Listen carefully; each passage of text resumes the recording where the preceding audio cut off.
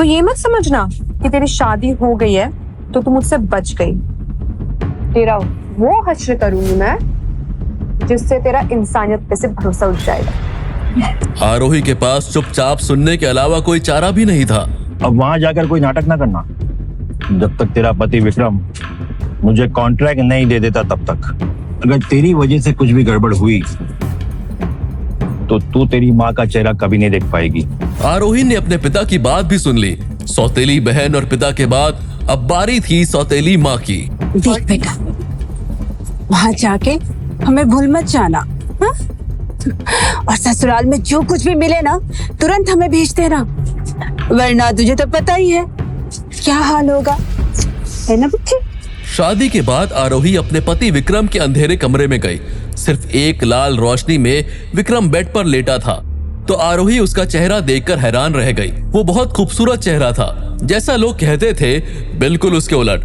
और आरोही को उसने कुछ पेपर दिए। ये देख आरोही हैरान रह गई। आप हाँ, यही है मेरा असली चेहरा और मैं अपने पैरों पर खड़ा हो सकता हूं। ये लो, इन पेपर्स पर साइन कर दो। ये क्या है? हमारी शादी का कॉन्ट्रैक्ट, 100 दिनों का। कॉन्ट्रैक्ट? शादी का? मैं कुछ समझी नहीं। हाँ, कॉन्ट्रैक्ट। इतना सरप्राइज होने की जरूरत नहीं है, क्योंकि ये बात तुम भी जानती हो कि तुमने ये शादी ना मुझसे प्यार के लिए की है, ना मैंने तुमसे। तो साइन करने में कोई प्रॉब्लम नहीं होनी चाहिए। और हाँ, फिक्र मत करो, हमारा ये कॉन्ट्रैक्ट पूरे होते ही मैं तुम्हें इतनी दौलत दूंगा कि तुम्हारी बाकी की जिंदगी बहुत ही ऐशो आराम में कटेगी। क्यों कर रहे हैं आप ये?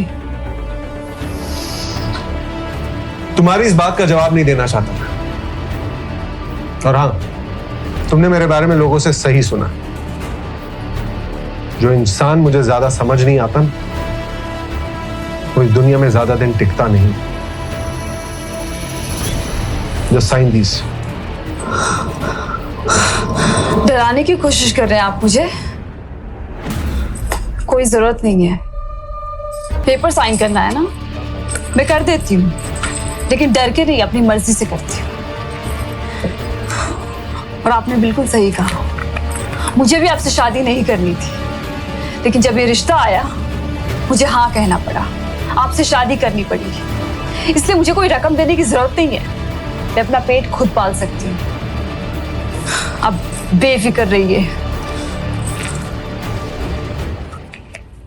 सुबह आरोही को उसकी सास इंद्रानी ने उसके मायके भेज दिया शादी के कुछ रस्म के लिए। दूसरी तरफ आरोही की बहन अनन्या आरोही के इंतजार में थी। हेलो राघव, तुम्हारी आरोही आ रही है अकेले रस्म निभाने के लिए। बढ़िया मौका है तुम्हारे पास। मायके पहुंचकर जब आरोही अपने कमरे में पहुंची तो उसके पैरों तले से जमीन सरक गई। राघव, तुम? राघव के सर पर किसी ने पीछे से जोर से वार किया। ये कोई और नहीं, विक्रम था, जो व्हील चेयर पर बैठा था। विक्रम आरोही को राघव से बचाकर अपने घर ले आया, लेकिन जब वो विक्रम के बेडरूम में जाने लगी तभी विक्रम के वफादार चरण ने उसे रोक लिया। आप अंदर नहीं जा सकती, सरकार का हुक्म है कि आप उनके बेडरूम में कभी नहीं जाएंगे। ये सुनते ही आरोही का गुस्सा मानो 7वें आसमान पे पहुंच गया, इसलिए वो अपने आप को रोक नहीं पाई और तीखी आवाज में कहा, ठीक है, नहीं जाऊंगी। मुझे भी कोई शौक नहीं ऐसे खड़ूस नक्शड़े इंसान के साथ एक ही कमरे में रहने का। ये बताओ कि मैं फिर किस कमरे में रहने वाली हूँ, या फिर मेरे लिए कोई कमरा है या नहीं? इसके बाद चरण आरोही को एक बड़े से बेडरूम में ले गया, जिसे बहुत खूबसूरती से सजाया गया था। आरोही का सारा सामान भी उसी कमरे में रखा हुआ था। चरण वहां से चला गया। आरोही थक चुकी थी, उसने नहाने का फैसला लिया। जब तक आरोही डिनर करने पहुंची तब तक विक्रम लगभग अपना खाना खा चुका था। थोड़ी देर बाद ही वो डिनर टेबल से उठ खड़ा हुआ। तभी आरोही का सेल फोन बजा। हेलो, कल का लंच मेरी तरफ से। किस खुशी में? अरे यार, मेरी जो गांव की जमीन थी ना, वो फाइनली बिक गई है और मुझे बहुत सारे पैसे आए हैं, और तू भी तो मेरी अच्छी दोस्त है, तो बस तेरे साथ लंच करने का मन करा। ठीक है, आ जाऊंगी। और मोहित को भी बुला लो। तू पागल है क्या? पागल मैं नहीं, तू है जो तुझे इतने टाइम से पता नहीं कि वो तुझसे कब से और कितना प्यार करता है।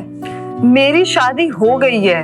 हाँ हाँ मुझे पता है तेरी शादी हो गई है, और मुझे ये भी पता है कि तुझसे ये शादी जबरदस्ती करवाई गई है। रिश्ता तो अनन्या के लिए आया था ना। देख, तू मोहित को बुला लेना, लेकिन मैं नहीं आऊंगी। तुम दोनों साथ में लंच कर लेना, ठीक है? अरे यार तू तो बुरा मान गई यार। अच्छा ठीक है, नो मोहित, सिर्फ तू और मैं। कल आ जाइयो हार्ट ऑफ इटालियंस में 1 o'clock। ओके बाबा, ठीक है। आरोही अगले दिन ठीक 1 बजे हाउस ऑफ इटालियंस पहुंच गई। पूजा आरोही को लेकर अपने रिजर्व टेबल तक पहुंची तो वहां एक प्रेमी जोड़ा खुले आम रोमांस करने में लगा हुआ था, इसलिए आरोही ने उन्हें टोकते हुए कहा, अभी आप लोगों का हो गया हो तो ये टेबल खाली कर दीजिए, अभी हमारी बुकिंग है। और इतना सुनते ही वो प्रेमी जोड़ा अलग हुआ। लेकिन जैसे ही उनके चेहरे पर आरोही की नजर पड़ी तो मानो उसके पैरों तले से जमीन ही खिसक गई। वो चौंकते हुए बोल पड़ी, उत्कर्ष, साक्षी, तुम लोग? हाँ तुम, इसमें चौंकने वाली क्या बात है? हम तो यहाँ हर हफ्ते आते हैं। वैसे तुम यहाँ क्या कर रही हो? क्योंकि इस जगह आने की तुम्हारी औकात तो है नहीं। साक्षी आरोही की चचेरी बहन थी, जबकि उत्कर्ष आरोही का पहला प्यार। उन दोनों की सगाई भी होने वाली थी, लेकिन सगाई से 1 दिन पहले आरोही ने उसे साक्षी के साथ रोमांस करते पकड़ लिया था, जिसके बाद उनकी सगाई टूट गई थी और तब से उत्कर्ष और साक्षी साथ थे। इंसान को ना सिर्फ अपनी औकात की सोचनी चाहिए, दूसरों की नहीं। अब तुम लोग का हो गया हो ना तो फटाफट यहाँ से निकलो। दिस इज आवर टेबल, हमने रिजर्व की है। मैनेजर ने उत्कर्ष और साक्षी को टेबल खाली करने को कहा तो उत्कर्ष भड़क उठा। तू मुझे यहाँ से उठ के जाने को कह रहा है? मुझे भूल गया है क्या? महीने में 10 बार से ज्यादा आता हूँ यहाँ पे, लाखों रुपए खर्च करता हूँ। क्या चाहते हैं, यहाँ आना बंद कर दूं मैं? मैनेजर ऐसा कीमती ग्राहक गंवाना नहीं चाहता था। मैम आप मेरे साथ आइए, मैं आपको इससे भी बेहतर टेबल देता हूँ। हमने ये टेबल बुक कराई है, हम यही बैठेंगे। आपको सच का साथ देना चाहिए और आप हमें ही बोल रहे हैं। ये टेबल हमने रिजर्व की हुई है, इन्हें कोई और टेबल दे दीजिए ना। आप दोनों नहीं मानोगे? मतलब क्या मतलब? अभी समझाता हूँ। सिक्योरिटी! लेकिन इससे पहले कि वो सुरक्षा गार्ड आरोही और पूजा को छू भी पाते, वहां एक भारी भरकम आवाज गूंजी। क्या हो रहा है यहाँ? आरोही ने पलट कर देखा तो उसकी आंखें बाहर आ गई, क्योंकि ये आवाज किसी और की नहीं बल्कि विक्रम की थी और उसके बगल में खड़ी थी आरोही की बहन अनन्या। विक्रम ने मैनेजर को बुलाया, जो विक्रम के डर से मानो कांप रहा था। तभी अनन्या ने कुछ ऐसा कहा जिसे सुनकर आरोही के कानों में जोर की हलचल पैदा हो गई। राजवीर, इसमें सदाकांत की क्या गलती थी? ये आरोही और साक्षी दोनों मेरी बहन हैं और उनकी बचपन से कभी नहीं बनी। अनन्या के मुंह से विक्रम की जगह राजवीर सुनकर आरोही और भी हैरान हो गई। फिर विक्रम ने वहां खड़े एक वेटर से कहा, आज से तुम यहाँ के नए मैनेजर और यहाँ सबके लिए एक समान रूल्स है। इसके बाद जहां विक्रम अनन्या के साथ वीआईपी सेक्शन में चला गया, वहीं साक्षी और उत्कर्ष से खाली कराई गई टेबल पर पूजा और आरोही खाना खाने लगे। लेकिन साक्षी और उत्कर्ष वहां से गए नहीं थे। एक जोर का मुक्का पड़ा, जिसके 2 दांतों के साथ साथ वो खुद भी जमीन पे जा गिरा। ये मुक्का उसे विक्रम ने मारा था, जो उसे और भी मारना चाहता था, लेकिन आरोही ने उसे रोक लिया। आरोही ने विक्रम का हाथ पकड़ लिया। विक्रम भौचक्का रह गया, जबकि मौका देख के उत्कर्ष तूफान की तरह वहां से भाग खड़ा हुआ। शर्म नहीं आई तुझे अपनी बहन के बॉयफ्रेंड के साथ ये सब करते हुए? हाँ, इसके बाद मेरे राजवीर के आसपास तू दिखी ना तो तेरे पति को रिकॉर्ड करके सब भेज दूंगी, समझी? राजवीर। ये देखते ही अनन्या गुस्से, जलन और डर से भर गई, क्योंकि विक्रम ने आरोही के इस कदम का विरोध भी नहीं किया। अनन्या ने खुद से बात करते हुए कहा, राजवीर कहीं आरोही के चक्कर में तो नहीं फंस गया? नहीं, मैं ऐसा नहीं होने दे सकती। मैं किसी भी सूरत में ये होने नहीं दे सकती। और अगर ऐसा हो गया तो मेरे हाथ से एक अमीर प्रेमी नहीं कहूंगी मैं सिर्फ, बल्कि आरोही राजवीर को यह भी बता देंगी कि उस रात कमरे में मैं नहीं आरोही थी उसके साथ। अगर राजवीर को ये पता लग गया तो वो मुझे बहुत से भी बदतर सजा देगा, क्योंकि मैंने उसे खुद बताया था कि उस दिन होटल इंपीरियल में मैं उसके साथ थी। अनन्या नहीं चाहती थी कि विक्रम को पता चले कि उस रात वो उस कमरे में आरोही और विक्रम के जाने के बाद आई थी और वहीं उसे राजवीर की अंगूठी मिली थी। उसने जिंदगी में कभी इतनी कीमती अंगूठी नहीं देखी थी। अगले ही दिन वो उसे बेचने बाजार में निकल पड़ी थी। ये अंगूठी आपके पास कैसे आई? ये तो मालूम है बहुत कीमती है, मुझे मेरे प्रिंस ने दी थी, मतलब मेरा बॉयफ्रेंड, और कहा था कि अगर जरूरत पड़े तो अंगूठी बेच देना, बहुत ज्यादा पैसे आएंगे जिससे जिंदगी ऐश से कटेगी। तो बताइए क्या कीमत दोगे आप इस अंगूठी की? अनन्या ने ये बातें बड़ी सहजता से बोली थी। ये सोचकर शायद सुनार को यकीन हो जाए कि उसने ये अंगूठी चुराई नहीं है, लेकिन सुनार एक पल को भी ये मानने को तैयार नहीं हुआ कि वो सच बोल रही है। उसे अब डर लगने लगा कि कहीं सुनार उसे चोर समझकर पुलिस ना बुला ले, जो वो किसी भी सूरत में नहीं चाहती थी। इसलिए उसने एक झटके से वो अंगूठी सुनार से वापस छीन ली और कहा, खैर छोड़िए, मुझे नहीं लगता आपकी दुकान में इतने पैसे हैं कि अंगूठी खरीद सके आप। मैं कहीं और दुकान में पूछ लूं। शुक्रिया। इसके बाद अनन्या वहां से निकल गई, लेकिन अब उसके कदम बड़ी तेजी से आगे बढ़ रहे थे। वो जल्द से जल्द अपने घर पहुंचना चाहती थी, क्योंकि उसे ये लग रहा था कि सुनार ने जरूर पुलिस को कॉल किया होगा। लेकिन इससे पहले कि वो कोई ऑटो या टैक्सी ले पाती, एक बड़ी लग्जरी कार ने उसका रास्ता ब्लॉक कर दिया, जिसमें से अगले ही पल एक महिला उतरी जिसने एक महंगा सूट पहना हुआ था। हेलो मिस, मेरा नाम शनाया है।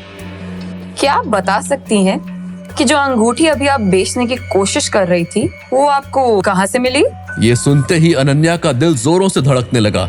वो अब समझ चुकी थी कि शायद इस अंगूठी ने उसको बहुत बड़ी परेशानी में डाल दिया है। इसलिए उसने अंगूठी निकाली और शनाया की ओर बढ़ाते हुए गिड़गिड़ाने लगी। देखिए, मैं सच कह रही हूँ, मैंने अंगूठी चोरी नहीं की है। मुझे अंगूठी उस दिन होटल इंपीरियल के कमरे में मिली थी। आप चाहे तो अंगूठी रख लीजिए, बट मेरी जान बख्श दीजिए प्लीज। क्या सच में अनन्या ने वो अंगूठी नहीं चुराई थी? क्या हुआ था उस रात होटल इंपीरियल में? आखिर कैसे पहुंची होटल के कमरे में आरोही? क्या है उस अंगूठी का राज? आओ बैठो। आरोही को पता था कि जब तक उसे अपनी मां नहीं मिलती तब तक उसे महेश्वर को झेलना पड़ेगा। इसलिए वो बिना कोई बहस किए अंदर बैठ गई। महेश्वर ने राख से भरा कलश आरोही को दिखाया। उसे देखते ही आरोही चौंक गई। अगर तुमने मेरी बात नहीं मानी तो ये राख तुम्हारी माँ की राख भी हो सकती है। महेश्वर जानता था कि आरोही को डराकर अपना काम करवाने के लिए इतना बोलना काफी था। आपके बोलने पर शादी की है मैंने। आप क्या चाहते हैं? आप अपने पति को जाकर बोल, तुम पर अटैक करने वाले गुंडों को ढूंढने के लिए जो उसने 24 घंटे दिए थे ना, मैं उन्हें ढूंढ नहीं पाया हूं। और अब 24 घंटे हो गए। मुझे डर लग रहा है कि वो मेरे साथ कुछ कर ना दे। उसको जाकर बोल ये मैटर बंद करने के लिए। और वैसे भी तुम्हें कुछ हुआ तो नहीं ना? तुम तो अच्छी हो।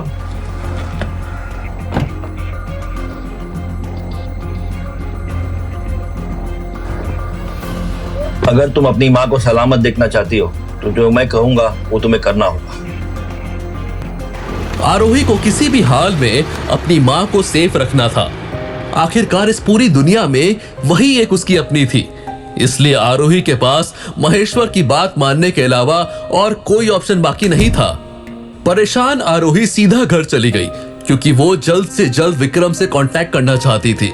लेकिन घर आने के बाद उसे नौकरों से पता चला कि विक्रम अभी घर नहीं आया था।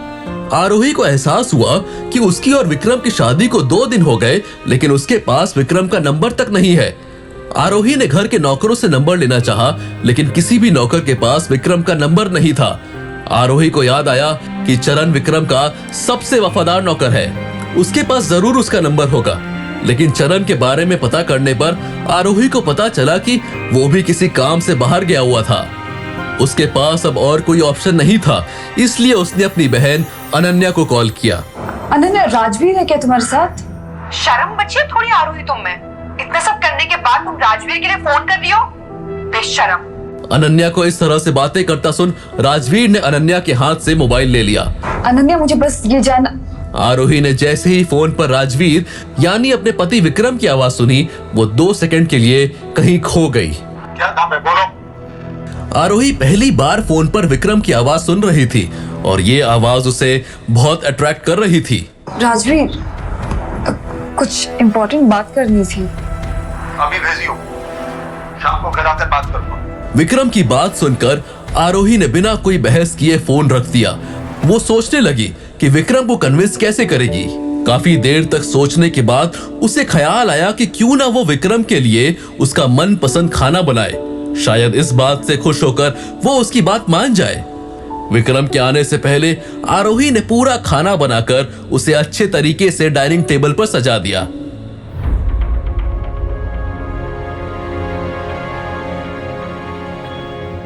विक्रम जैसे ही घर आया तो उसे खाने की खुशबू आने लगी। उसने देखा कि टेबल पर कई ऐसी चीजें थी जो उसके पसंद की थी। उसने अपने नौकरों से पूछा, खाना किसने बनाया? तो सारे नौकरों ने अपनी आंखों से आरोही की तरफ इशारा किया। विक्रम जल्दी से फ्रेश होकर खाने की टेबल पर बैठ गया और खाने पर टूट पड़ा। बहुत दिनों बाद विक्रम को ऐसा लगा कि उसने घर का खाना खाया था। खाना तो पसंद आया था, लेकिन साथ ही उसे आरोही के फोन कॉल वाली बात याद आ गई। इतना क्या इंपॉर्टेंट काम आ गया था जो मुझसे बात करने के लिए तुमने अपने बहन के फोन पे कॉल किया था? मुझ पर अटैक करने वाले लोगों के बारे में पता लगाने के लिए आपने जो मेरे पापा को काम दिया था, उस मैटर को क्लोज कर दीजिए। वैसे भी मैं अब सेफ हूँ, तो इस मैटर को बढ़ा के मैं अपने पापा की मुश्किलें और नहीं बढ़ाना चाहती। वो 24 घंटे अब पूरे हो चुके हैं। मैं अब कुछ नहीं कर सकता। चरण महेश्वर को पकड़ने ऑलरेडी निकल चुका है। और हाँ, ये मत सोचना कि आज तुमने मेरे लिए ये डिनर बनाया तो मैं अपनी बात बदल लूंगा। मेरा डिसीजन नहीं चेंज होगा। विक्रम की बात सुनकर आरोही को समझ आ गया था कि चाहे वो कितनी भी कोशिश कर ले, विक्रम उसकी बात नहीं मानेगा। सॉरी माँ, मेरी लाख कोशिशों के बाद भी मैं आपको सेफ नहीं रख पाई। सिर्फ एक दिन ऐसा खाना बनाने से कुछ नहीं। अगर तुम अगले 30 दिन इसी तरह डिनर बनाती रही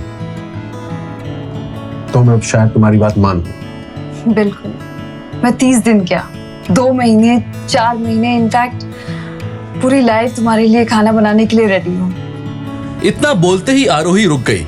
उसे याद आया कि ये शादी 100 दिनों के कॉन्ट्रैक्ट की थी। आरोही की बात पूरी होने पर विक्रम ने चरण को कॉल किया और महेश्वर को कुछ ना करने का ऑर्डर देकर फोन काट दिया। आरोही को इस बात की खुशी थी कि विक्रम ने उसकी बात मान ली और महेश्वर भी उसकी मां को नुकसान नहीं पहुंचाएगा। विक्रम की तरफ अट्रैक्ट होती हुई आरोही की फीलिंग गुस्से में बदल गई।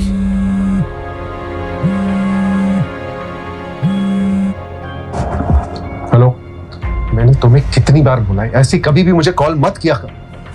राजवीर, मैं तुम्हें बहुत मिस कर रही हूँ और मेरी तबीयत भी ठीक नहीं लग रही। प्लीज मुझे मिलने आ जाओ ना। बीमार हो तो डॉक्टर के पास जाओ। मेरे आने से क्या बदल जाएगा? अनन्या जानती थी कि राजवीर इतनी आसानी से नहीं मानेगा। राजवीर, तुम्हें याद है जब मैंने अपनी जान पर खेलकर तुम्हारी जान बचाई थी? तब से मेरी तबीयत ठीक नहीं रहती, बुखार आते जाते रहता है मुझे। और देखो, आज भी मुझे बुखार आया हुआ है, तब रही हूं मैं बुखार में। अनन्या की बात सुनकर विक्रम उसकी बात मानने के लिए मजबूर हो गया, क्योंकि उसे अभी भी लगता है कि उस रात अनन्या ने ही उसकी जान बचाई थी। विक्रम अनन्या से मिलने के लिए रेडी हो गया। जब उसने अनन्या से पूछा कि उसे कहां मिलने आना है, तो अनन्या ने उसे होटल पर्ल के रूम नंबर 501 में आने को कहा। हेलो डॉक्टर मोहित। आरोही, जल्द से जल्द हमें पर्ल होटल जाना होगा। हमारे रेगुलर कस्टमर शर्मा जी वहाँ पर हैं और उनकी तबीयत बहुत ज्यादा खराब हो गई है।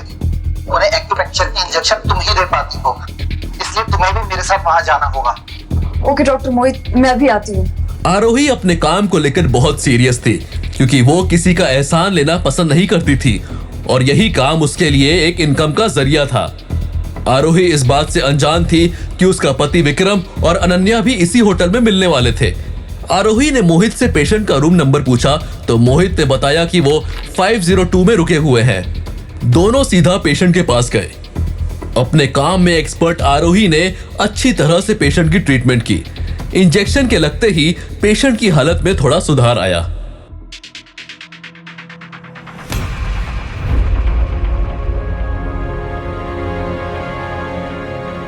तुम इतनी रात को इस आदमी के साथ यहां क्या कर रही हो? नहीं सर,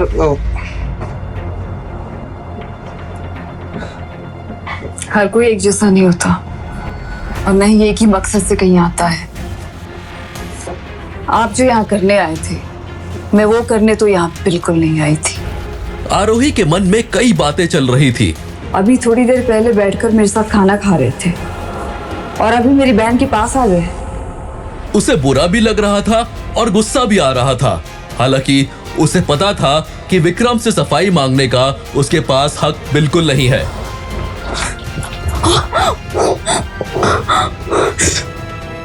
वहां खड़े मोहित और अनन्या ये देखकर दंग रह गए थे। उन्हें कुछ समझ नहीं आ रहा था कि आखिर आरोही के लिए राजवीर इतना कंसर्न क्यों हो जाता है। मुझे नीचे उतारो, मैं खुद चलकर जा सकती हूँ। इतनी चोट भी नहीं आई है मुझे कि मैं खुद चल ना पाऊँ। विक्रम आरोही की बातों को अनसुना करते हुए कार पार्किंग एरिया में खड़ी अपनी गाड़ी की तरफ बढ़ता गया। विक्रम को गाड़ी की तरफ आता देख ड्राइविंग सीट पर बैठी लेडी स्वर्णा ने कार का डोर अनलॉक कर दिया। स्वर्णा भी विक्रम की ड्राइवर थी। विक्रम आरोही को कार के बैक सीट पर बैठाकर उसके पैर में लगी चोट को देखने लगा।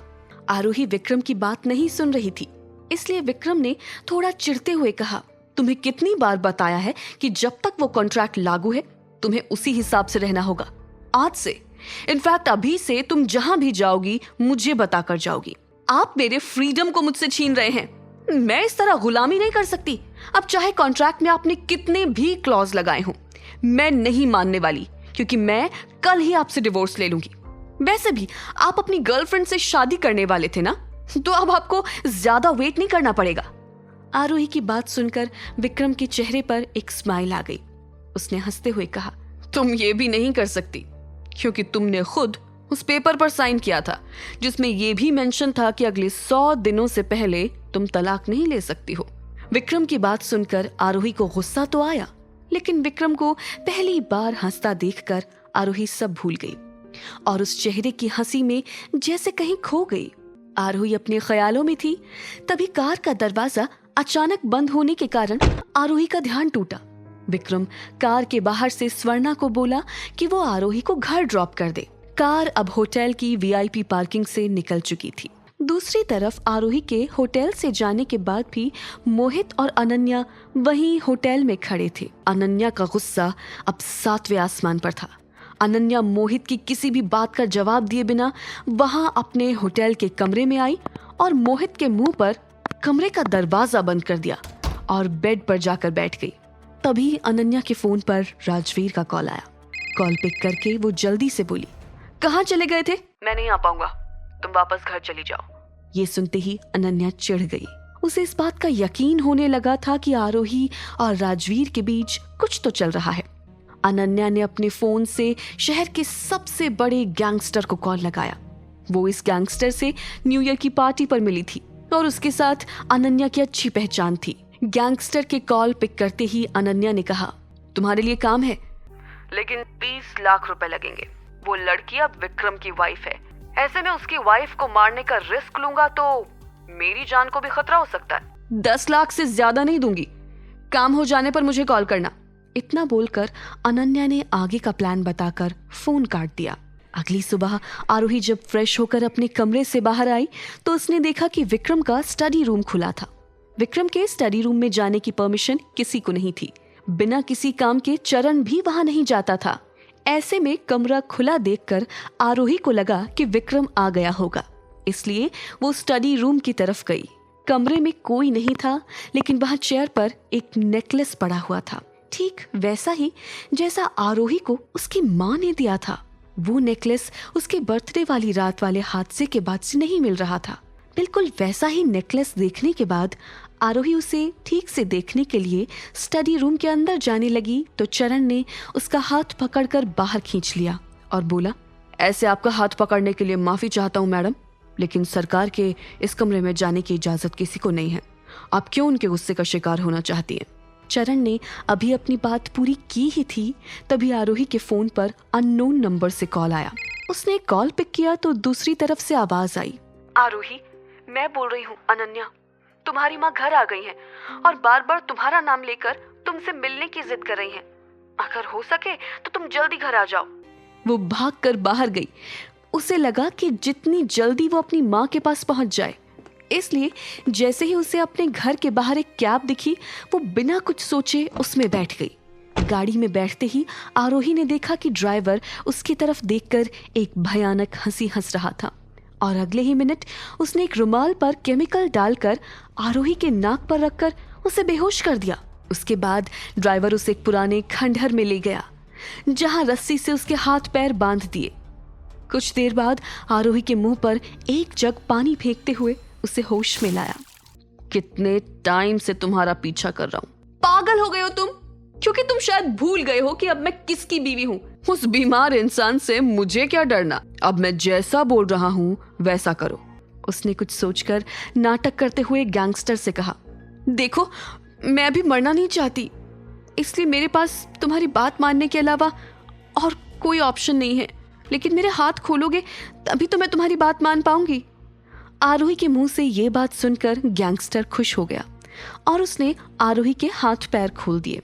हाथ पैर खोलते ही चुपके से पर्स से एक्यूपंक्चर का इंजेक्शन निकालकर गैंगस्टर के पेट में लगा दिया। इंजेक्शन के लगते ही गैंगस्टर जमीन पर गिर गया। अपने बॉस को ऐसे बेहोश देखकर वहां उसके साथ खड़े 2 गुंडे आरोही पर हमला करने दौड़े, पर आरोही ने खुद को बचाते हुए उन दोनों को भी इंजेक्शन लगा दिया। उसने अपने बैग से मोबाइल निकाला और पुलिस का नंबर डायल किया। बेहोशी की दवा जो गैंगस्टर ने उसे सुंघाई थी और चाकू लगने की वजह से आरोही खुद को संभाल नहीं पाई और पुलिस से कॉल कनेक्ट होने से पहले वहीं जमीन पर बेहोश होकर गिर गई। विक्रम अपनी गाड़ी में बैठकर एक बहुत ही जरूरी मीटिंग के लिए शहर से बाहर जा रहा था। इस मीटिंग के लिए विक्रम ने 2 साल तक लगातार मेहनत की थी। गोल्डन ग्रुप, जिसके साथ वो मीटिंग के लिए जा रहा था, भारत के सबसे बड़े वेंचर कैपिटल ग्रुप्स में से एक था। मीटिंग से ठीक 3 मिनट पहले विक्रम गोल्डन ग्रुप के हेडक्वार्टर्स के बाहर पहुंच चुका था। विक्रम गाड़ी से उतरने ही वाला था कि एकदम से उसका फोन बज उठा। उसे चरण का कॉल आ रहा था। उसने उसका कॉल तुरंत उठा लिया। जो भी है जल्दी बताओ, मीटिंग के लिए लोग वेट कर रहे हैं। सरकार, ये आरोही मैडम के बारे में है। दरअसल उन्हें एक कॉल आया था तो वो जल्दबाजी में घर से निकल गई।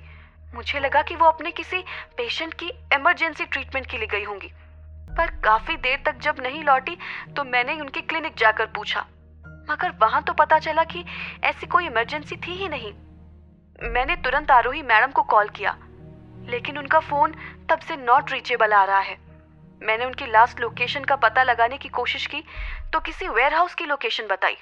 सर, पता नहीं क्यों ऐसा लग रहा है कि कुछ बुरा हुआ है। मुझे लगता है मैडम। इससे पहले कि चरण अपनी बात पूरी कर पाता, विक्रम ने स्वर्णा से कहा, गाड़ी घुमाओ, और फोन पर कहा, चरण मुझे वेयरहाउस की लोकेशन भेजो। कहकर उसने कॉल काट दिया। विक्रम तुरंत गाड़ी से उतरा और लात मारकर वेयरहाउस का दरवाजा तोड़ दिया। स्वर्णा भी उसके पीछे गई। अंदर जाते ही उसने देखा कि आरोही एक लाश की तरह वहां जमीन पर पड़ी है। उसके आसपास 3 और लोग बेहोश पड़े हैं। वो सीधा उसके पास गया और उसका सर अपनी गोद में रख के सबसे पहले उसने उसकी हार्ट बीट चेक की। यहाँ का माहौल देखकर तो किडनैपिंग लग रही है सर। विक्रम की नजर एक्यूपंक्चर की सुइयों पर पड़ी। लगता है आरोही ने अपने आप को बचाने के लिए ये सुइयां इन गुंडों को चुभा दी, पर किसी चीज के वार से वो बेहोश हो गई। पर कोई आरोही को किडनैप क्यों करेगा? जल्दी से जल्दी गाड़ी से फर्स्ट एड किट लेकर आओ। जैसे ही स्वर्णा फर्स्ट एड किट लेकर आई, विक्रम ने तुरंत आरोही के हाथ पे लगा घाव साफ किया और उस पर दवाई लगाई। उसके बाद वो आरोही को उठाकर गाड़ी की तरफ ले गया। उसने आरोही को पिछली सीट पर लेटाया और खुद उसका सर अपनी गोद में रखकर बैठ गया। आरोही ने उसे कस के पकड़ लिया और बेहोशी में कहने लगी, मैं तुमसे बहुत प्यार करती हूँ, मुझे कभी छोड़ के मत जाना माँ। ये कह के उसने विक्रम को और कस के पकड़ लिया। घर पहुंचते ही विक्रम आरोही को अपनी गोद में उठाकर अपने कमरे तक ले गया और बिस्तर पे सुला दिया। फिर वो बिस्तर के पास जाके बैठ गया और जैसे दुआ करने लगा कि आरोही उठ जाए। इतने में चरण दरवाजे पे आया और बोला, सरकार, जिन लोगों ने आरोही मैडम को किडनैप किया था उन्हें उठा लाया हूँ। बेसमेंट में बेहोश पड़े, फिलहाल कुछ नहीं। जी सरकार, कह के चरण चला गया।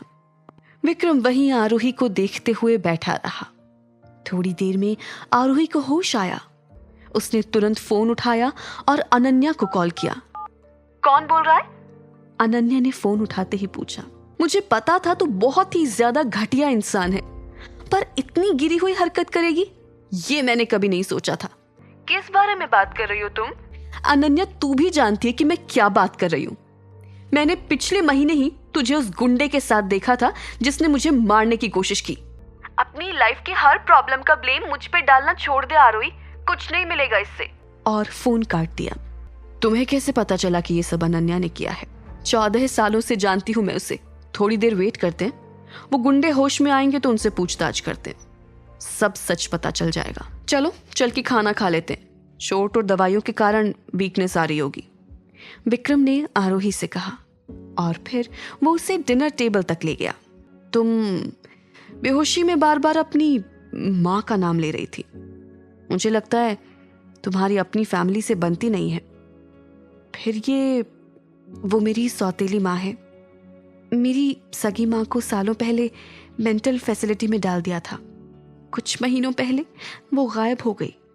जब आपका शादी का रिश्ता आया, मेरे पापा ने मेरे आगे यही शर्त रखी थी कि अगर मैं शादी के लिए हाँ कर देती हूँ तो वो मुझे मेरी माँ से मिलवाएंगे, पर शादी होते ही वो मुकर गए। अब तो बस ऐसा लगता है कि वो अपना काम निकलवाने के लिए मेरा इस्तेमाल करते हैं। माँ से मिलाने के लिए शादी की शर्त क्यों? मेरे बाप को बस अपने पर्सनल फायदे से मतलब है।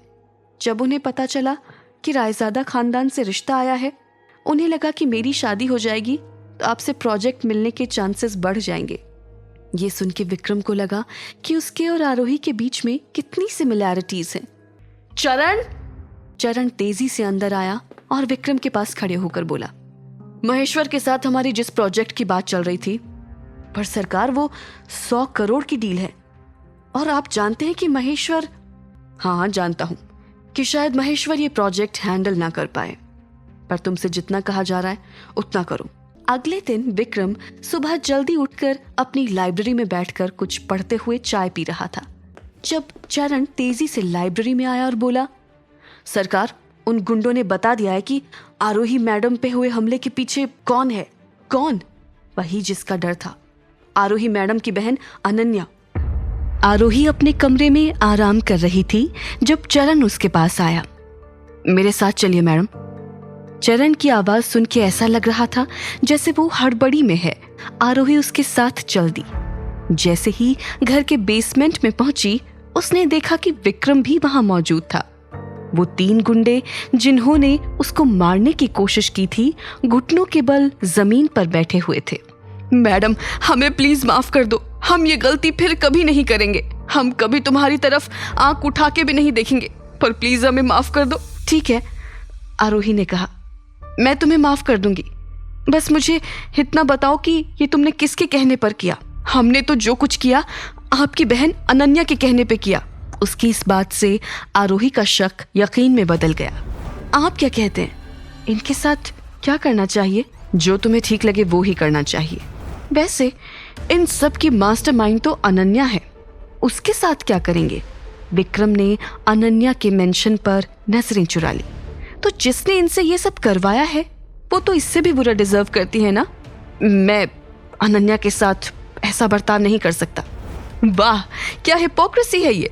कोई और आपकी बीवी की तरफ आंख उठाकर भी देखे तो आपको गुस्सा आ जाता है, पर आपकी गर्लफ्रेंड अनन्या उसे मारने की कोशिश करे तो आपके मुंह से छू तक नहीं निकलती। मुझे आज तक लगता था कि आप इंसान जैसे भी हो, कायर नहीं है। आज वो भी गलत साबित हो गया। वो बेसमेंट से निकलकर सीधा घर से बाहर चली गई। सारी बातों से ध्यान हटाने के लिए उसने अपने क्लिनिक जाना ठीक समझा। विक्रम ने वहां से निकल के अनन्या को कॉल किया। फोन उठाते ही अनन्या चहकते हुए बोली, हाय बेबी, मैं अभी तुम्हारे बारे में सोच रही थी। I miss you so much. Vikram ये सब बकवास सुनने के मूड में नहीं था। मुझे 10 मिनट में रोज गार्डन में मिलो। अनन्या को विक्रम की इस रूड टोन की आदत थी। ओके बेबी, मैं तुम्हारा वेट करूंगी, जल्दी आना। थोड़ी देर बाद विक्रम अपनी गाड़ी लेकर अनन्या से मिलने रोज गार्डन पहुंचा। ये मत सोचना मैंने तुम्हें इसलिए जाने दिया क्योंकि मुझे किसी भी तरह की कोई फीलिंग्स है। ये सिर्फ इसलिए है क्योंकि तुमने उस रात मेरी जान बचाई थी। पर मैंने किया क्या है? नाटक मत करो, तुम अच्छी तरह जानते हो कि तुमने क्या किया है। We are over. आज के बाद मुझे कभी कॉल मत करना, प्लीज ऐसा मत करो। जो औरत अपनी बहन के साथ ऐसा कर सकती है वो किसी की सगी क्या होगी? कहकर विक्रम वहां से तुरंत निकल गया। अनन्या ये सुन के किसी स्टैचू की तरह वहां खड़ी हो गई। उसे ये सोच के गुस्सा आ रहा था कि आरोही ने उसके बॉयफ्रेंड को उसके खिलाफ भड़काया है। दूसरी तरफ आरोही अपने क्लिनिक के पास वाले रेस्टोरेंट में बैठकर खाना खा रही थी। वो पानी लेने के लिए उठी ही थी कि अनन्या वहां पहुंच गई। तू अपने आप को समझती क्या है? हाँ, तेरी वजह से राजवीर ने मुझसे ब्रेकअप कर लिया है। खुश है तू अब? आरोही ये बात सुन के सच में खुश हो गई। तुझे जरा भी शर्म है? कह के वो आरोही को मारने के लिए उसकी तरफ बढ़ने ही लगी थी कि एकदम से उसे लगा जैसे वो पैरालाइज हो गई है। क्या किया तूने? मैं हिल क्यों नहीं पा रही हूँ? वैसे तो तेरे घटियापने की कोई दवाई नहीं है, पर इस सुई पर लगी दवाई से कम तू अपना घटियापन जगह जगह नहीं फैलाएगी। आरोही ने उसे अपनी एक्यूपंक्चर वाली सुई दिखाते हुए कहा। अब तक विक्रम अपनी गाड़ी में वहां आ चुका था। उसने दोनों को लड़ते हुए देखा। अनन्या से ब्रेकअप करने के बाद विक्रम को पूरा यकीन था कि अनन्या कुछ न कुछ उल्टा सीधा करेगी, इसलिए उसने आरोही के क्लिनिक आने का फैसला किया था। अनन्या ने सरकास्टिक टोन में कहा, पापा को विक्रम का प्रोजेक्ट मिल चुका है, ऐसा नहीं हो सकता। उन्होंने कहा था कि प्रोजेक्ट साइन होने पे मुझे माँ से मिलवाएंगे। आरोही कुछ समझ नहीं पा रही थी। उसने तुरंत अपना बैग उठाया और अनन्या को वहीं पड़ा हुआ छोड़कर वहां से जाने लगी। बाहर निकलते ही उसे विक्रम की गाड़ी वहां खड़ी दिखी। विक्रम ने दरवाजा खोला और आरोही को अपने पास बुलाया। आपने मेरी वजह से अनन्या से ब्रेकअप किया? विक्रम ने हाँ में सर हिला दिया और वो वहां से जाने लगी कि विक्रम ने उसे रोककर एक अंगूठी दी और उसे पहनने को कहा। ये अंगूठी मेरे लिए बहुत स्पेशल है और मैं चाहता हूं कि मेरी पत्नी ये अंगूठी अपनी उंगली में पहने। आरोही ये सुन के शर्मा सी गई और अंगूठी पहन के वहां से चली गई। वो ये नहीं जानती थी कि उसके अंगूठी में एक जीपीएस ट्रैकर था जिससे आरोही की लोकेशन हमेशा विक्रम को पता चलती रहे। दूसरी तरफ आरोही सीधे महेश्वर एंड कंपनीज पहुंची। वो सीधा महेश्वर के केबिन में चली गई। और कितना झूठ बोलोगे आप मुझसे? आरोही थोड़ा लिहाज रखो, ये मेरा ऑफिस है। मैं लिहाज रखूं? माँ से मिलाने के नाम पे मेरा रिश्ता तय करें आप। विक्रम से बचने के लिए मेरी माँ को मारने की धमकी दे आप। विक्रम से प्रोजेक्ट मिल जाने के बाद भी मुझे मेरी माँ से ना मिलवाए आप और मैं लिहाज रखूं? आरोही, टेक्निकली मैंने तुमसे कोई झूठ नहीं बोला है। एक बिजनेस डील को पूरा होने में टाइम लगता है, तो जब तक मेरे पास डील के पूरे पैसे नहीं आ जाते मैं तुम्हें तुम्हारी माँ से नहीं मिला सकता। मेरा हो गया है आपकी झूठ सुन सुन के। अरे मैं कैसे मान लूं कि आप अब भी झूठ नहीं बोल रहे हैं? ठीक है, मैं तुम्हें तुम्हारी माँ से मिलवा दूंगा ताकि तुम श्योर हो जाओ कि वो सही सलामत मेरे पास है, पर तुम उसे अपने साथ तभी ले जाओगी जब मेरी डील पूरी हो जाएगी, ठीक है? उसने तुरंत हाँ में सिर हिला दिया। ठीक है, मैं आज ही तुम्हें तुम्हारी माँ से मिलवा दूंगा, लेकिन फिलहाल तुम बाहर जाओ और थोड़ा वेट करो, मैं अपनी मीटिंग खत्म करके आता हूँ। आरोही के बाहर जाते ही महेश्वर मीटिंग रूम से निकलकर अपने ऑफिस के कैबिन में गया और अपनी पत्नी सुधा को कॉल करके वहां बुला लिया। क्या तुम पागल हो गए हो? अगर आरोही अपनी माँ से मिल लेगी तो उसे वो राज पता चल जाएगा। 14 साल से इस राज को राज बनाए रखने में हमारे कितने पैसे खर्च हुए। उस आरोही की माँ को पागल साबित करके पागल खाने भेजना इतना आसान नहीं था। अरे मेरी माँ, थोड़ा धीरे बोलो, मैं भी कोई कच्चा खिलाड़ी नहीं हूँ।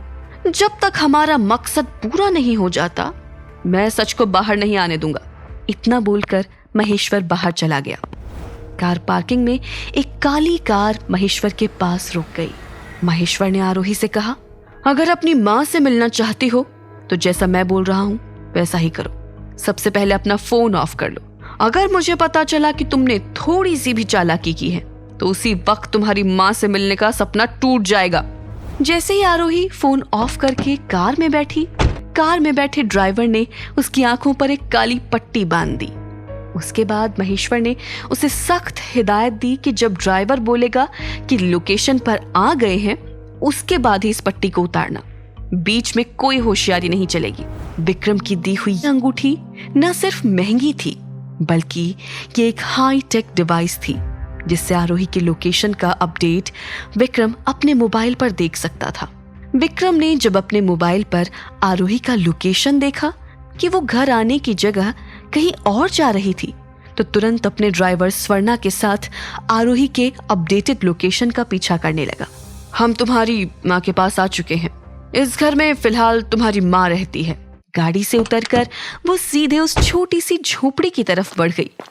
वहां पहुंचकर जैसे ही उसने दरवाजा खोला तो देखा उसकी माँ लता बिस्तर पर बैठी हुई थी। महेश्वर भी दाखिल हुआ। अपने सामने महेश्वर को देखकर लता डरते हुए बोली, तुम जाओ यहाँ से, यहाँ मत आओ। तुम अपनी माँ से इतने दिनों बाद मिली हो तो उसके साथ बात करो, मैं डिस्टर्ब नहीं करूंगा। इतना बोलकर महेश्वर बाहर चला गया और निकलते हुए कमरे का दरवाजा बंद कर गया। अब आरोही खुद पर काबू नहीं कर पाई और लता के गले लग गई। कौन हो तुम? उसने रोते हुए कहा। माँ, मैं आपकी बेटी आरोही हूँ। ये सुनते ही लता के चेहरे पर खुशी के हाव भाव आ गए। उसने कसकर अपनी बेटी आरोही को पकड़ लिया और रोने लगी। आरोही, कोई दरवाजा नॉक कर रहा है। ये तुम्हारे पापा होंगे। डरो मत, वो तुम्हें या मुझे कोई नुकसान नहीं पहुंचाएंगे। वो पक्का हम दोनों को लेने यहाँ आए होंगे। थोड़ी देर तक लता आरोही के साथ अजीब अजीब सी बातें करती रही और फिर अचानक बहुत नर्वस हो गई और उसने अपनी कांपती हुई आवाज में अपनी बात जारी रखी और आरोही से कहा, आरोही बेटी, तुम्हें उस महेश्वर से बच के रहना चाहिए। वो हम दोनों को मार देगा। लता इससे पहले कि और कुछ बोल पाती, महेश्वर ने लात मारकर दरवाजा खोल दिया और आरोही की तरफ देखकर बोला, चलो, मुलाकात का वक्त खत्म हुआ।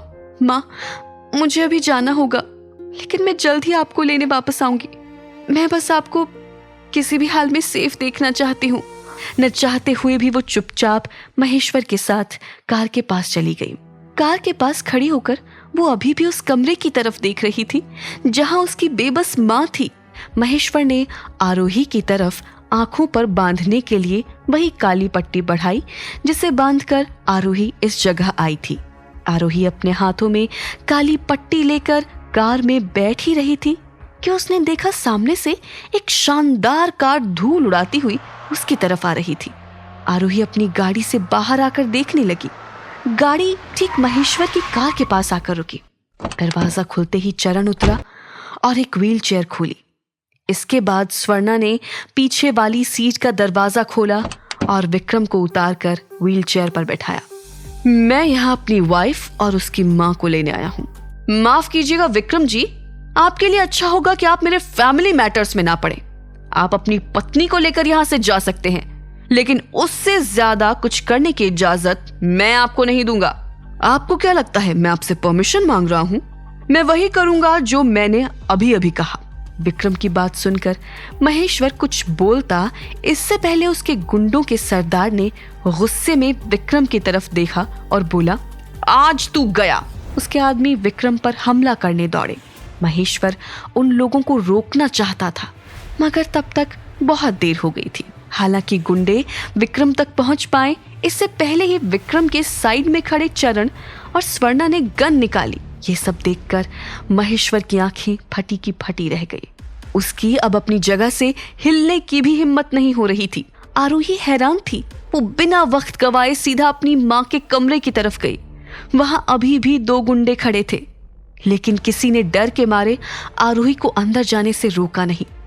आरोही दरवाजा खोलकर कमरे में गई और बोली, चलो माँ, घर चलो। आरोही जल्दी से लता को बाहर ले गई और उसे विक्रम की गाड़ी में बैठा दिया। उसके बाद आरोही ने स्वर्णा के हाथ से गन छीनी और लेकर महेश्वर के सामने दाग दी। देखो बेटा, तुम ऐसा नहीं कर सकती। भूलो मत मैंने तुम्हें जन्म दिया है, मैं तुम्हारा पिता हूँ। तुम मेरा क्या, किसी भी लड़की का बाप होने लायक नहीं है। आरोही ने बिना अपनी पलक झपकाए महेश्वर से कहा, तुमने मेरे और मेरी माँ के साथ जो किया उसके लिए अगर मैं आज तुम्हारी जान भी ले लूं तो मुझे पाप नहीं लगेगा, लेकिन मैं तुम्हारी तरह हैवान नहीं हूं, इसलिए आज मैं तुम्हारी जान बख्श रही हूं। लेकिन आज से मेरा और माँ का तुमसे कोई रिश्ता नहीं है। इतना बोलकर आरोही सीधा कार में अपनी माँ के पास आकर बैठ गई। आरोही के कार में बैठते ही विक्रम ने चरण की तरफ इशारा किया और चरण ने व्हीलचेयर पर बैठे विक्रम को कार में बैठने में मदद की। विक्रम को कार में बैठता देखकर लता ने आरोही से पूछा, ये कौन है और ये हमारे साथ क्यों बैठ रहा है? ये आपकी बेटी के पति हैं। आपकी बेटी की शादी हो चुकी है। लता फिर बड़बड़ाने लगी, बेटा दरवाजा बंद कर लो वरना बिल्ली आ जाएगी। कुछ ही देर में आरोही और लता बातें करते करते गाड़ी में ही सो गए। महेश्वर के साथ मेरी कंपनी जो प्रोजेक्ट करने वाली थी उसे कैंसिल कर दो और उस तक मेरा ये मैसेज पहुंचा दो कि आज तक उसे इस कंपनी से जो भी बेनिफिट मिल रहे थे वो अब नहीं मिलेंगे। ठीक है, आप सभी को घर पहुंचाने के बाद मैं सारे पेपर्स रेडी करवा देती हूँ। कुछ ही देर में सब घर पहुंच गए। स्वर्णा ने आरोही को जगाया। आरोही ने देखा कि विक्रम वहां नहीं था और उसकी माँ वहीं सो रही थी। दवाई के असर की वजह से लता की नींद गहरी थी, इसलिए आरोही ने स्वर्णा और चरण के साथ मिलकर लता को कमरे में ले जाकर सुला दिया। सरकार ने कहा है कि आज से आपकी माँ इसी कमरे में रहेगी, ठीक आपके कमरे के पास। और मैडम, अब आपको डरने की भी जरूरत नहीं है। आपकी माँ अब आपके घर में सेफ है। इतना बोलकर चरण अपने काम में लग गया। आरोही कमरे का दरवाजा बंद करके विक्रम के पास फर्स्ट फ्लोर पर चली गई। आरोही 2 कदम विक्रम की तरफ बढ़ के बोली, आपने मेरी माँ की जान बचाई, उसके लिए थैंक यू। मैं आपका ये एहसान कभी नहीं भूलूंगी। फ्यूचर में कभी भी अगर आपको मेरी हेल्प की जरूरत होगी तो मैं हमेशा आपकी मदद के लिए तैयार रहूंगी। खुद को कभी अकेली मत समझना। तुम मुझे और मेरी माँ को अपनी फैमिली मान सकती हो। विक्रम की इस बात से आरोही के चेहरे पर हंसी आ गई और वो विक्रम को फिर एक बार थैंक यू बोलकर वहां से चली गई। जैसे ही वो अपने कमरे के दरवाजे तक पहुंची, उसके कदम चक्कर आने से लड़खड़ा गए और उसने वही उल्टी कर दी। आरोही की ये हालत फर्स्ट फ्लोर से ऊपर आते चरण ने देख ली। वो भागता हुआ आरोही के पास आया और बोला, मैडम, ये तीसरी बार आपको ऐसे उल्टी होते देख रहा हूँ। आपकी तबीयत तो ठीक है ना? ऐसी कोई बड़ी बात नहीं है, शायद थकान और स्ट्रेस की वजह से हो रहा होगा। आरोही की बात सुनकर चरण वहां से चला गया। आरोही अपने कमरे के दरवाजे पर खड़ी थी। उसने देखा कि विक्रम अपने कमरे में जाने की जगह अपने स्टडी रूम में जा रहा था। उसने वहां जाकर दरवाजा अंदर से बंद कर दिया।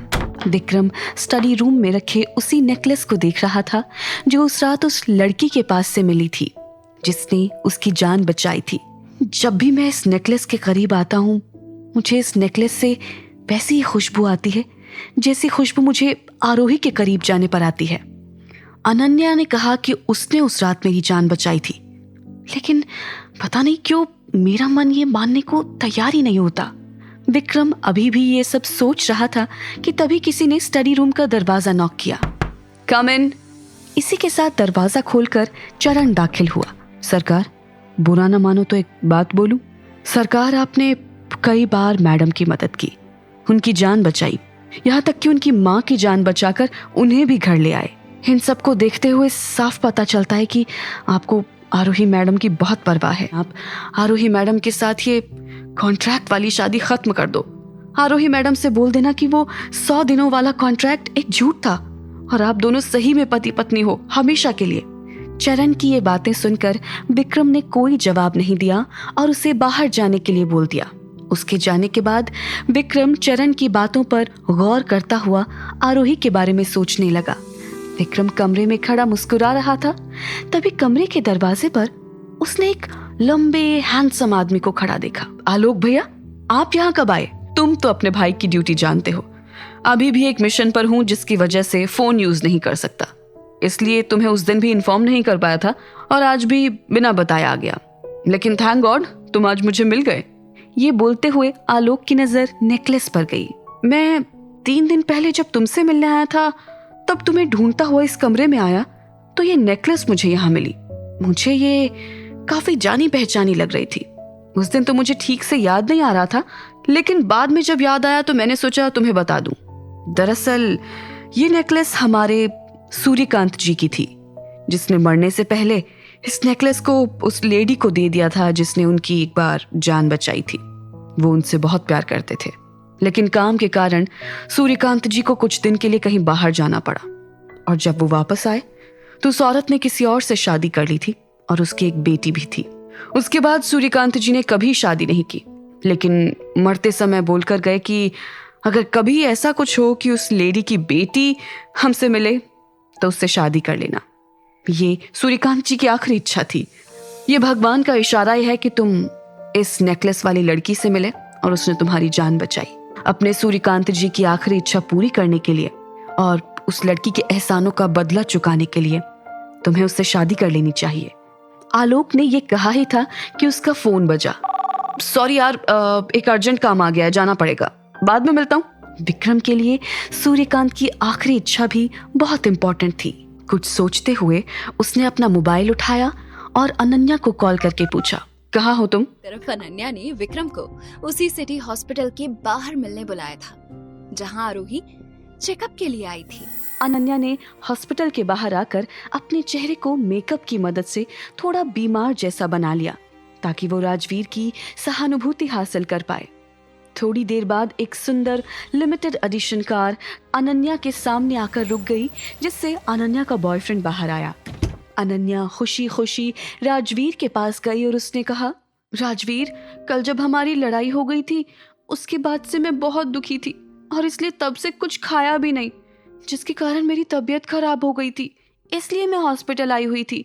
मैंने अपनी बहन के साथ जो किया उसकी वजह से क्या तुम अभी भी यही सोचते हो कि मैं बुरी लड़की हूँ? अगर तुम्हें भी ऐसा लगता है तो मेरे जीने की कोई वजह ही नहीं रह जाएगी। मैं अभी अपनी जान दे दूंगी। अनन्या के इतने रोने से और उसकी जान लेने की बात से विक्रम को कोई खास फर्क नहीं पड़ रहा था, लेकिन सूर्यकांत के साथ अनन्या का कनेक्शन होने के कारण वो उसे मरने भी नहीं दे सकता था। विक्रम ने अनन्या का ध्यान भटकाते हुए अपनी जेब से वो नेकलेस निकाला और अनन्या से पूछा, क्या तुम इस नेकलेस को जानती हो? सच बताना, क्योंकि अगर तुमने झूठ बोला तो मुझसे बुरा कोई नहीं होगा। तुम ऐसा सोच भी कैसे सकते हो कि मैं तुमसे झूठ बोलूंगी? ये नेकलेस मेरा है, जो मुझे मेरी माँ ने दिया था। इसे मैं हमेशा पहने रखती थी, लेकिन जिस रात मैंने तुम्हारी जान बचाई थी उसके बाद से ही मुझे नहीं मिल रहा था। अनन्या की बात सुनकर न जाने क्यों विक्रम के चेहरे पर एक उदासी छा गई, इसलिए उसने नेकलेस को अपनी जेब में वापस रखते हुए अनन्या से कहा, शादी की डेट वही होगी जैसा मैंने पहले कहा था। आज से 96 दिन बाद हमारी शादी होगी। मेरी तुमसे एक रिक्वेस्ट है, क्यों ना शादी से पहले हम एंगेजमेंट करके एक रिलेशन में बन जाएं? ऐसा करने से मुझे इस रिलेशनशिप में थोड़ा सेफ फील होगा। ठीक है, हमारी एंगेजमेंट कल होगी, जगह और टाइम मैं बाद में बता दूंगा। तुम यहाँ क्या कर रही हो? ये सुनते ही विक्रम भी पीछे अनन्या की तरफ मुड़ा। उसने देखा कि आरोही अपने हाथ में एक पेपर लिए वहां खड़ी थी। विक्रम और आरोही अपनी जगह पर खड़े एक दूसरे को देख रहे थे। तभी अनन्या दौड़कर आरोही के पास गई। उसने आरोही का हाथ पकड़कर झूठे आंसू बहाते हुए कहा, आरोही, मैंने तुम्हारे साथ जो किया उसके लिए मुझे माफ कर दो। तुम्हें पता है, मेरी इस हरकत की वजह से राजवीर भी मुझसे बहुत गुस्सा था, लेकिन बाद में उसे लगा कि मैंने अपनी इनसिक्योरिटी में आकर ये सब किया था, तो उसने मुझे न सिर्फ माफ कर दिया बल्कि शादी के लिए भी प्रपोज किया। तुमने सुना ना, कल हमारी एंगेजमेंट है। मैं तुम्हें अभी इनवाइट कर देती हूँ, तुम जरूर आना। अनन्या ने जब अपनी बात खत्म की तो उसकी नजर आरोही के दूसरे हाथ में पकड़े पेपर पर गई। उसने आरोही से पूछा कि वो क्या है, तो आरोही बिना कोई जवाब दिए जल्दबाजी में वहां से जाने लगी। तेजी से चलने के कारण आरोही का पैर थोड़ा स्लिप हुआ। पैर स्लिप होने के कारण आरोही के हाथ से वो पेपर गिर गया। अनन्या ने जल्दी से जाकर उस पेपर को उठा लिया। आरोही, तुम प्रेग्नेंट हो? अच्छा, इसलिए तुम यहाँ सिटी हॉस्पिटल आई थी। क्या ये सच है? अगर हाँ तो कैसे, बताओ मुझे। इस रिपोर्ट पर मेरा नाम लिखा है, इसलिए रिपोर्ट तो मेरी ही है। और शायद आप भूल रहे हैं कि आप कल मेरी बहन के साथ एंगेजमेंट कर रहे हैं, तो आप उस पर ध्यान दीजिए। मैं अपनी पर्सनल बातें आपको क्यों बताऊं? अनन्या की बात पूरी भी नहीं हुई थी कि विक्रम ने उसे अपनी आंखों से घूर कर चुप करा दिया और वहां से चला गया। अपने बॉयफ्रेंड की नजरों में तो मैंने आरोही की पूरी इमेज खराब कर दी है, लेकिन अभी मेरा काम पूरा नहीं हुआ है। ये न्यूज मैं खुद आरोही के पति को दूंगी। आरोही भी घर के लिए निकल गई थी। उसने एक कैब रोकी और उसमें बैठ गई। घर आकर सबसे पहले वो अपनी माँ के कमरे में गई। कमरे का दरवाजा बंद करके जैसे ही वो पीछे मुड़ी, उसने देखा कि विक्रम उसके सामने खड़ा था। मैं विक्रम हूँ, तुम्हारा पति। तो क्या अब तुम मुझे एक्सप्लेन करोगी? हम दोनों हस्बैंड वाइफ हैं, लेकिन ये तो आप भी जानते हैं कि हमारे बीच कभी ऐसा कुछ हुआ ही नहीं। इससे ये बात तो क्लियर है कि ये आपका बच्चा नहीं है। इससे ज्यादा मैं आपको क्या एक्सप्लेन करूं? वैसे भी कल आपकी एंगेजमेंट है, आप उस पर फोकस करें तो ज्यादा अच्छा होगा। मैं ये बात बिल्कुल बर्दाश्त नहीं करूंगा कि मेरी वाइफ किसी और के बच्चे की माँ बने। शादी के अगले दिन ही मुझे पता चला कि मेरे पति का अफेयर मेरी ही बहन के साथ चल रहा है, और इस कॉन्ट्रैक्ट को खत्म करने के बाद आप उससे शादी भी करेंगे। यहाँ तक कि एंगेजमेंट की डेट फिक्स हो गई। आपके हिसाब से ये सारी बातें जस्टिफाइड हैं और बस मेरा प्रेग्नेंट होना गलत है। वैसे भी हमारे बीच कुछ नहीं था और ना कभी होगा। कुछ दिनों की बात है, फिर हमारे रास्ते अलग होंगे। मैं किसी भी हाल में अपने बच्चे को कुछ नहीं होने दूंगी।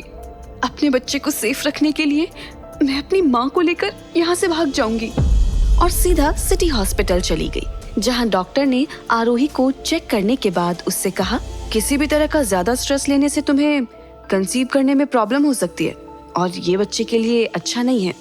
आरोही सोच रही थी कि वो किसी भी हाल में विक्रम के इरादे को कामयाब नहीं होने देगी।